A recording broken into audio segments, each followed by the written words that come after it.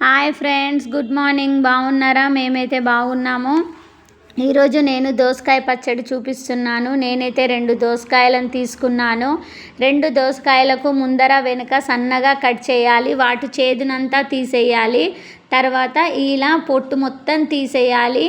పొట్టు మొత్తం తీసేసిన తర్వాత సన్నగా కట్ చేసుకోవాలి. కీర దోసకాయలతో చెయ్యాలి దోసకాయ పచ్చడి, బాగా వస్తుంది. ఇలా సన్నగా కట్ చేసి పైన గింజల లేయర్ని కట్ చేసేయాలి. అయితే బాగుంటుంది దోసకాయ పచ్చడి. నేను ఎలా చూపిస్తున్నానో అలా చెయ్యండి.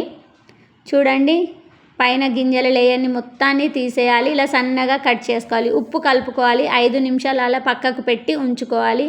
ఒక 7-8 పచ్చిమిరపకాయలు, ఉప్పు మిక్సీ పట్టాలి సన్నగా. ఒక బౌల్లో ఆవాలు, నూనె, జీలకర్ర, ఈ పచ్చిమిరపకాయల ముద్ద, ఉప్పు, పసుపు వేసి బాగా గోలియాలి. ఇప్పుడు ఈ దోసకాయ ముక్కలు ఉన్నాయి కదా, గట్టిగా పిండేయాలి. నీరన్నది పోతుంది. గట్టి పెరుగును మాత్రమే దోసకాయ పచ్చడికి వాడాలి. పల్చటి పెరుగును వాడితే పల్చగా అవుతుంది పచ్చడి. ఇప్పుడు ఆ నూనె ఉంది కదా, అది వేసేయాలి. పచ్చి ఆవాల పొడి వేయాలి. కొత్తిమీర వేయాలి. దోసకాయ పచ్చడి రెడీ.